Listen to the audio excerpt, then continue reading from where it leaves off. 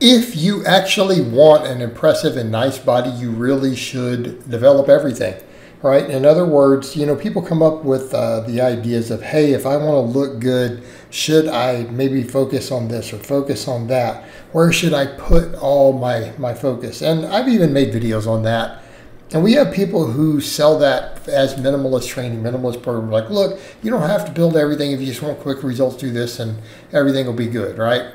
Well, the problem with that is it doesn't really work, does it? That's for people just looking for a quick fix to get into a little bit of shape and hopefully look good as a marketing gimmick. And it's, well, if you just diet down a little, just for guys, just, you know, build your shoulders and upper chest. And I'm not saying there's not some truth to that. Maybe those for guys might be the area you want to have a small amount of bias for, okay? And I'm not saying a small amount of bias here isn't a good thing. Same thing with women. Well, just work on your glutes a little bit. Maybe your glutes and calves or something. Okay, I see where they're coming from, because these are probably the muscles that are going to accentuate those characteristics the most. In other words, in a proportionate physique, yes, women are going to tend to have a little bit of posterior chain dominance compared to men, right? A little more womanly if they have a little bit of extra there, you know, a little bit more glute, maybe a little more calf, a little hamstring, right? Again, why do women wear the high heels? Think about it.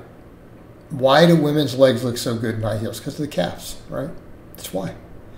Yeah, they look taller, but really, what's it really about? It's about those calf muscles. It makes them pop out more. Even women who don't lift. And it builds against a lot of women who are like, I run around in heels, and I've got some impressive calves from it. All right, there's a degree of truth to that, even for non-lifters. Okay. For men, yeah, that upper chest and shoulder region, why? Because that's where you have the most androgen receptors. That's where testosterone actually disproportionately causes muscle growth. The same thing when guys start using magical supplements, aka testosterone derivatives, aka steroids. Right? They disproportionately affect those muscles. I'm going to keep recording even though there's a helicopter flying by. Yeah, it disproportionately builds those muscles. Okay. So we can make a small case for a bias towards those. But are you really going to look truly good? No. And here's the point I would make. You're all going to go to the gym anyways. Why don't you train everything? People say, well, I don't have a lot of time. Okay. But let me ask you a question. How much is not a lot of time? Are you talking you only have 15 minutes? You're like, no, I mean, I can go to the gym 3 or 4 days a week. You go to the gym 3 or 4 days a week. How long?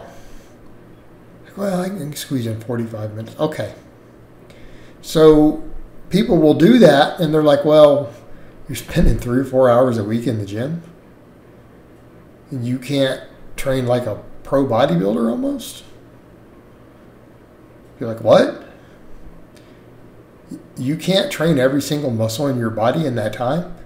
No, they're coming in and goofing off. They're coming in and they'll have the one thing they really want to work on, and they'll put a disproportionate amount of time in it to the point of diminished returns.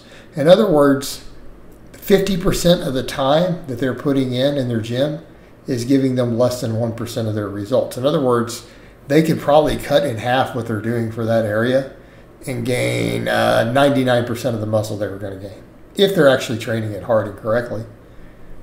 Okay? Could they be doing it the rest of the time, spacing it out for everything? In other words, if you have 3 hours a week, you're spending 3 hours a week in the weight room, I could literally make every single muscle in your body grow. I could program for that. Why? Because we do a handful of big movements with very low volumes. We push them hard and heavy. What do you mean? You know, pull-up, squat, bench, deadlift. Stuff like that. Maybe throw some glute bridges, overhead press in, some rows. Okay? A few big movements. Very, very low volume. Push them heavy, push them hard, push them for progressive overload. Bam! 90%, 80 to 90% of the muscles in your body got stimulated enough to grow from that. Okay? How long does that really take? Like, well, I've only got 3 hours a week. That took, what, an hour and a half? Think about it. 3 heavy sets a week. Let's say you take 6 big compound movements, as long as you're fast with your warm-ups. What are we talking about here? 6 big compounds. You do 3 sets of each one, 3 minutes break between them, 10 minutes apiece. You do that an hour and a half per week. You don't need any more warm-ups. You've done big movements, right? If you've done rows or pull-ups, you need to warm your biceps up. If you've done bench press or overhead, do you need to warm your shoulders up? No. You just go straight to your work sets. Come on. Right? So it takes you an hour, hour and a half to do those big movements. Gives you another hour and a half. If you got 3 whole hours a week, you can get to the gym, spread out through several workouts. 3 whole hours.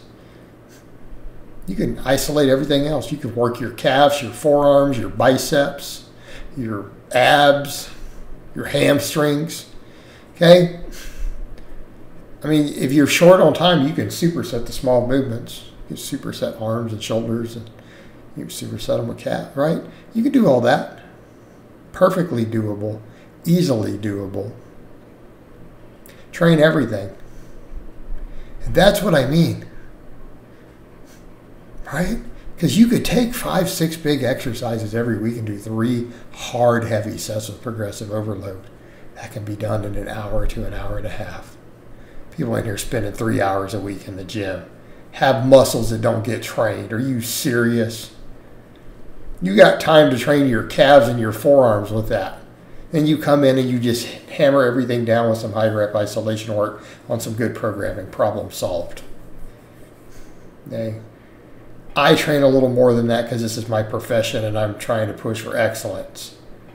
But look at the weights I'm throwing around. Okay, I'm 47.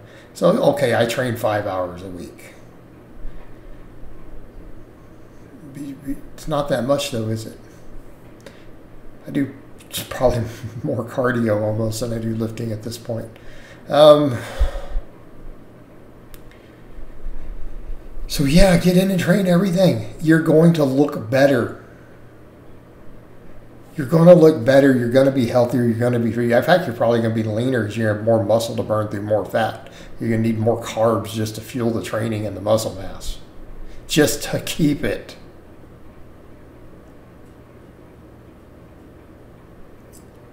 And if every muscle in your body is developed, reasonably developed, and you get lean, I don't care if you're a man or a woman, you're gonna look good. Okay, you're gonna look good. The average person, you're gonna look amazing to them. All right, train everything. All right, guys, but that's really all I have to say on that today.